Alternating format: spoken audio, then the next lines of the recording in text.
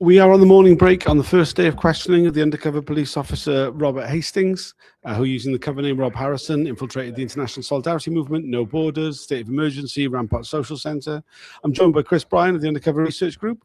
It's our first look at Robert Hastings. He's a very angry man, bit of a gammon, I would say. I mean, pretty bland-looking guy, I would say. You can check on YouTube what you think of him, but I mean, I was dreading this, hearing him. Kind of was like quite tense going in, and like sort of dreading having to look at him. And this sort of started off fairly pedestrian, didn't it? But then you could like see like what hasn't come across. What I didn't know was like just how arrogant he is. Very angry, and angry, but yeah, and also like. He used a lot of pretentious language, liminal space. He said, Yes. liminal many times. Liminal. He said liminal more times in the last hour and a half than I've said in the last 10 years. Yeah, I would say even more than in an academic paper. Yeah. And I kind of feel that that's the way that he views what happened. That especially with the abusive relationship with May, he's like intellectualized it. Yes.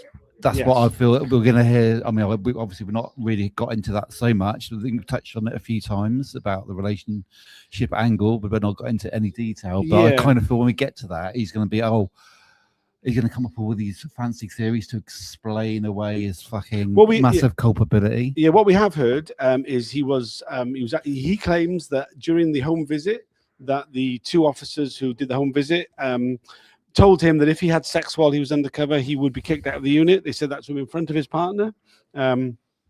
So that was the only time sex was ever mentioned during the recruitment process, but that it was then in front of his partner, so it was kind of laid out there. He said that he was unaware of any history of sexual misconduct by any SDS officers until he read the tradecraft manual. He claims that then he came out with this absolute bullshit about that he was subject to aggressive sexual advances. He then gave two examples, one of which someone offering to give him a blowjob whilst he drove them home, and then someone else who was in a relationship saying, while the partner was out of the country, they were allowed to do whatever the hell they liked and inviting him back to to their tent. Neither of which were exploited by any sense by the counsel to the inquiry. Both of which sounded quite unbelievable, quite frankly. Yeah. He says that he requested, and we saw paperwork suggesting that he did request for a fictional girlfriend in December 2005. We know that he started grooming Maya in the February of 2006, which kind of lines up. We had a little bit about his online persona, the use of Boogie Boy on Urban 75. We haven't actually dived in at all to the content of that yet. No, the sexual nature of it. I think that was just to see what he was saying about various different IDs he may have used online on what forums, and maybe he would have volunteered one we don't know about. He didn't volunteer anything. He didn't volunteer anything, no. In general, in fact, I mean, there was quite a few. I mean, he claimed not to recall quite a lot of information. So even stuff that he put into his written statement, he claimed not to remember when it was put to him. Now, his written statement was submitted 3 years ago, but I mean, the idea that he couldn't remember those things that he wrote about then seems a bit unbelievable. Yeah, I mean, I think my overwhelming.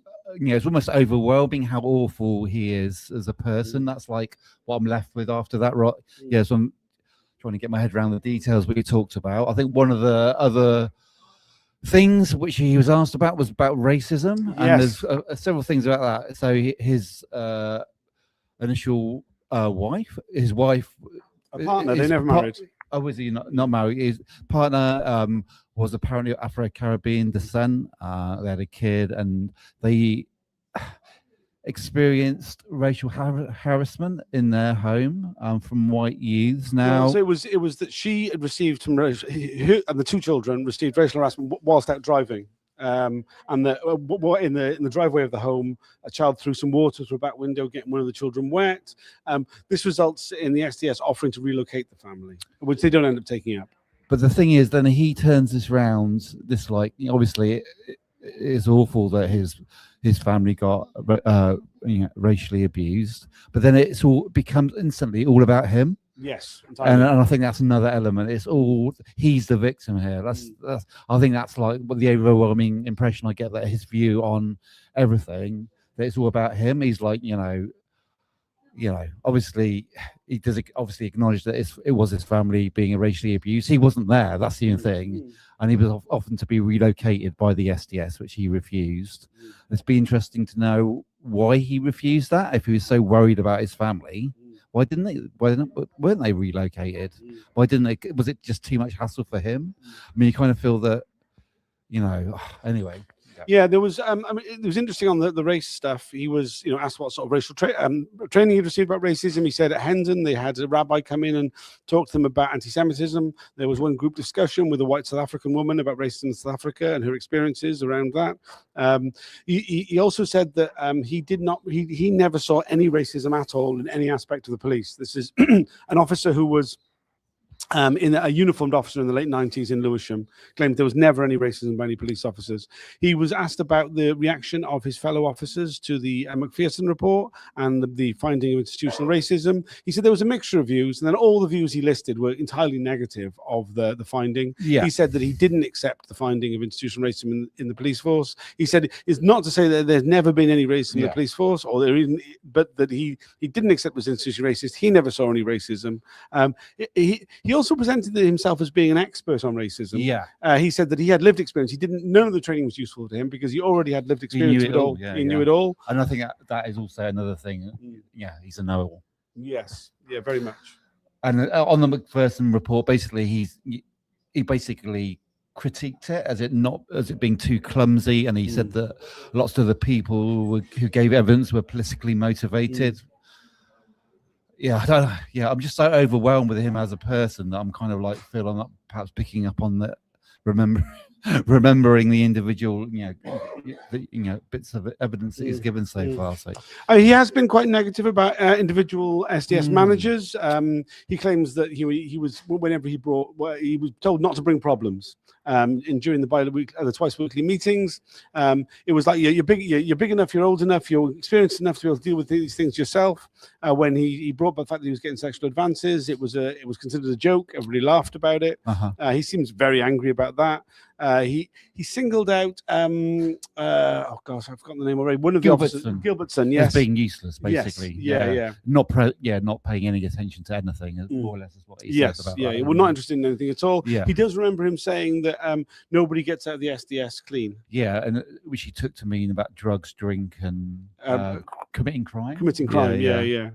And it was he very much gave the sense of being quite bitter about the way that he was. He mentioned that he was told at the start that he would be looked after, that when in special branch after he finished in the SDS, that his service in the SDS, though it would be a bar to future promotion, that it would be taken into consideration with where his career went afterwards. And he very much the sense that did not happen. He seems quite bitter about that. He says that if he had known about the history of the unit properly, he would have never have joined. Certainly if his partner had known, she would have never let him join. He also got very angry about at one point he got quite emotional, though I don't really believe his emotional, because it felt staged when he was asked about the impact on his wife and on his partner and children, and he said that she basically became a single parent whilst he was within the unit, and that the impact on her and them was too great, more than he could ever really explain. He got quite angry when his ex-partner was referred to as his partner. She said, well, she wouldn't like it. She wouldn't like to be referred to as my partner. And when the council inquiry, Sarah Hemingway apologized for that. He said, well, the apology is not for me, it's for her. Yeah. That's right. Yeah. There's several times he said ex-partner. I mean, yeah. I don't. What?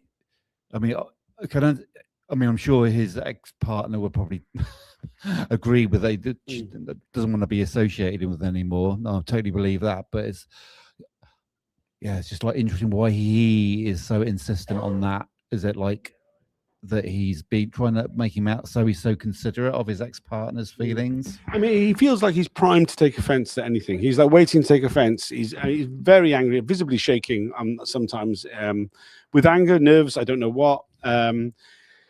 He comes across very poorly, I would say. I have been frustrated by the approach of the counsel to the inquiry, Sarah Hemingway, today. I feel that there's been a lack of follow-up questions. I can only hope that those items are going to be brought back. He is going to be questioned over 3 days.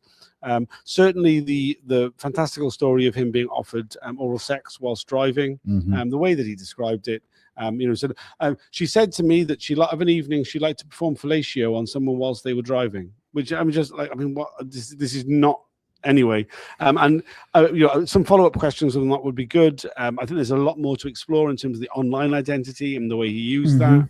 Anything else you want to pick up? Stuff that he said about ISM not being anti-racist as well. Yes, that was interesting. Just a weird, like,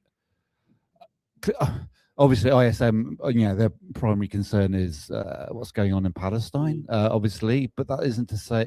But it's just a weird way that he seemed to say, they weren't anti-racist in the same way that other groups, I suppose. I'm not sure what he was getting. It didn't really make any sense. I mean, I think this comes back to that point you made earlier about him intellectualizing everything. Being critical of everything. So, hopefully that will wind up the council for the inquiry, so she might actually put her finger out of it. Yeah, quite. I mean, I think there was something else we said about the way that his reporting. He was told his reporting got clearer once it widened out to include other groups apart from the ISM. There was also something about the fact he was told that his reporting on ISM wasn't value for money, and that's why he started reporting on No Borders, State of Emergency, and the Rampart Social Centre. Unfortunately, his disclosure isn't published yet, so we can't go into too much detail. But there's I have to say, broadly speaking, I think we can say that his actual deployment, aside from the impact that he had on Maya, maybe other women as well we don't know about, is pretty insignificant. We know he got arrested right at the end, which was a catalyst, if like the pretext for getting the SDS shut down. But that arrest in and of itself was pretty standard fare for the SDS. Very normal, really. For them. So, yeah. Sorry. Yes, so it's only a short break. We better go back in soon. We'll be there's more to come. He has 3 days of questioning, and please like, share, and subscribe this video if you're able to. It makes a big difference to how widely it's